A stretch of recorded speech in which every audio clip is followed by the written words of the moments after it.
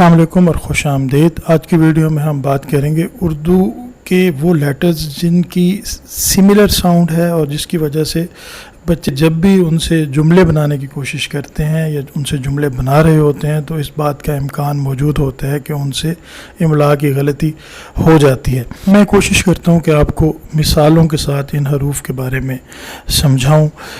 سب سے پہلے تو ان حروف کے بارے میں جان لیتے ہیں کہ یہ حروف ہیں کون کون سے۔ ان میں زال شامل ہے، زے شامل ہے، زوات شامل ہے، زوئے شامل ہے۔ ان کی مثالیں میں آپ کو تھوڑا سا آگے جا کے دوں گا۔ اس میں سے شامل ہے، سین شامل ہے، سواد شامل ہے، اسی طرح سے اس میں تے اور توئے شامل ہے، اور اسی طرح سے اس میں ہے اور ہے شامل ہے۔ ان حروف کی جو شکلیں ہیں، جو ان کی بناوٹ ہے، وہ اسکرین پر آپ کو نظر آ رہی ہوگی، وہ دیکھنے سے آپ کو بہتر طور پہ سمجھ آئے گی۔ سب سے پہلے سٹارٹ کر لیتے ہیں زال کے حوالے سے۔ جیسے زال سے ایک لفظ بنتا ہے ذہین، تو اگر آپ ذہین زے سے، زوات سے یا زوئے سے لکھیں گے تو اس کی املا غلط ہوگی۔ اب سوال یہ پیدا ہوتا ہے کہ اگر ہم زے سے لکھیں گے یا زوات سے ذہین لکھیں گے تو اس کا فیصلہ کون کرے گا کہ یہ املا غلط ہو گئی ہے یا درست ہو گئی ہے؟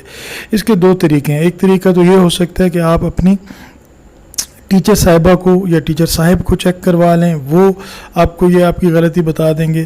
ایک اور بھی اس کا سلوشن ہے، وہ یہ ہے کہ آپ کے پاس اردو کی لغت یعنی ڈکشنری ہونی چاہیے۔ آپ ڈکشنری سے جب چیک کریں گے تو آپ کو پتہ چلے گا، کہ ذہین زال کے ساتھ لکھا جاتا ہے، زے زوئے یا زوات کے ساتھ نہیں لکھا جاتا۔ اور اگر جو ہے آپ اس کو زے کے سواد کے ساتھ یا زوئے کے ساتھ لغت میں دیکھیں گے تو آپ کو اس قسم کا کوئی لفظ سرے سے ملے گا ہی نہیں۔ اس کا مطلب یہ ہوا کہ لغت یہ فیصلہ کر سکتی ہے کہ آپ نے جو لفظ لکھا ہے اس کی املا درست ہے یا غلط۔ اور تھوڑا سا آپ خود بھی احتیاط کریں گے کہ جب اس لفظ کو لکھنے لگیں گے تو آپ کو تھوڑی سی اگر مشکل پیش آتی ہے اور آپ کسی ایگزام میں نہیں بیٹھے ہوئے ہیں، کوئی ٹیسٹ نہیں دے رہے ہیں، تو آپ لغت سے دیکھ لیں کہ اس لفظ کی درست املا کیا ہے۔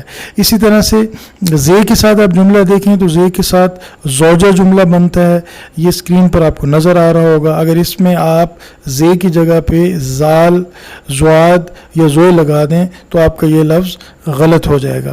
اسی طرح سے لفظ ضرورت ہے جو زواد کے ساتھ لکھا جاتا ہے، اور ایک لفظ ظلم ہے جو زوئے کے ساتھ لکھا جاتا ہے۔ جب بھی آپ اردو کے ان حروف کو استعمال کریں، ایسا آپ لفظ لکھنے کی کوشش کریں جن میں یہ حروف استعمال ہو رہے ہوں، تو آپ تھوڑی سی احتیاط ضرور برتیں۔ جیسے میں نے آپ کو ذکر کیا، زال کا، زے کا، زواد کا اور زوئے کا۔ اسی طرح سے آگے بڑھتے ہیں۔ آگے سے، سین اور سواد ہے۔ ہم سب سے پہلے جو ہے سے کے دیکھ لیتے ہیں۔ لفظ سے کے ساتھ لفظ ثبوت بنتا ہے۔ ثبوت آپ جو ہے سین یا سواد کے ساتھ لکھیں گے تو اس کی کوئی میننگ بھی نہیں ہوں گے اور لغت میں بھی آپ کو وہ لفظ نہیں ملے گا۔ اسی طرح سے کے ساتھ لفظ ثواب بھی بنتا ہے، اور اسی طرح سے ایک اور لفظ سے کے ساتھ ثقافت بھی بنتا ہے، جسے ہم انگریزی میں کلچر کہتے ہیں۔ سین کے ساتھ ہم دیکھ لیتے ہیں۔ سین کے ساتھ ہم لفظ سوال دیکھ سکتے ہیں، ایک اور لفظ سادہ دیکھ سکتے ہیں۔ اسی طرح سے سست بھی سین کے ساتھ لکھا جاتا ہے۔ سست کو اگر آپ سے کے ساتھ یا سواد کے ساتھ لکھیں گے تو غلط ہو جائے گا، اور میں آپ کو پہلے بتا چکا ہوں کہ کیسے پتہ چلے گا کہ آپ نے اس لفظ کی املا درست لکھی ہے یا غلط لکھی ہے۔ سواد کے ساتھ دیکھیں تو لفظ صبر ہے، صبر سواد کے ساتھ لکھا جائے گا۔ اسی طرح سے لفظ صاف ہے، وہ بھی سواد کے ساتھ لکھا جائے گا، اور صفائی بھی سواد کے ساتھ ہی لکھا جائے گا۔ اگر آپ صفائی کو سے کے ساتھ یا سین کے ساتھ لکھنے کی کوشش کریں گے تو آپ کی املا کی غلطی بھی ہو جائے گی، اور جو لفظ بنے گا وہ بے معنی لفظ ہوگا جس کو کہیں پر بھی کنسیڈر نہیں کیا جائے گا۔ اب تے اور توئے کو دیکھ لیتے ہیں۔ تجارت ہے، تجارت کو آپ توئے کے ساتھ نہیں لکھ سکتے، تے کے ساتھ ہی آپ کو لکھنا پڑے گا۔ اسی طرح سے لفظ تجربہ ہے، تجربہ جو لفظ ہے وہ آپ کو تے سے ہی لکھنا پڑے گا، توئے کے ساتھ نہیں لکھ سکتے۔ اسی طرح سے لفظ تجزیہ ہے، تجزیہ ایویلویشن کو کہتے ہیں، یہ لفظ بھی آپ کو تے کے ساتھ ہی لکھنا پڑے گا۔ اور توئے کے ساتھ اگر ہم دیکھیں تو طوفان جو لفظ ہے وہ ہم تے کے ساتھ نہیں لکھ سکتے۔ لفظ جو ہے طلب، ڈیمانڈ، یہ بھی توئے کے ساتھ ہی لکھا جائے گا۔ اسی طرح سے ایک اور لفظ طبیعت ہے، طبیعت جو لفظ ہے یہ بھی آپ کو توئے کے ساتھ ہی لکھنا پڑے گا۔ اور طبیعت کا یہ جو لفظ آپ کے سامنے میں نے رکھا ہے، اس میں بچے املا کی غلطی ضرور کرتے ہیں، بہت کم ایسے بچے ہیں جو اس لفظ کو درست املا کے ساتھ لکھ سکتے ہوں۔ اب آخری حصہ اور آخری جو دو لفظ ہیں ان کو دیکھ لیتے ہیں۔ یہ دونوں ہے آپ کے سامنے ہیں۔ اس میں جو پہلے والا ہے یہ دو ہے ہوتے ہیں، ایک جو ہے یہ جیم فیملی کا ہے جس میں جیم، چے، ہے، خے وغیرہ آتا ہے، جس کی شیپ جیم سے ملتی جلتی ہے اور اس کا نقطہ نہیں ہے۔ ایک یہ ہے اور دوسرا جو ہے وہ گول والا ہے جس سے ہم لفظ ہاتھی وغیرہ لکھتے ہیں۔ تو پہلا لفظ جو ہے ہم دیکھ لیتے ہیں۔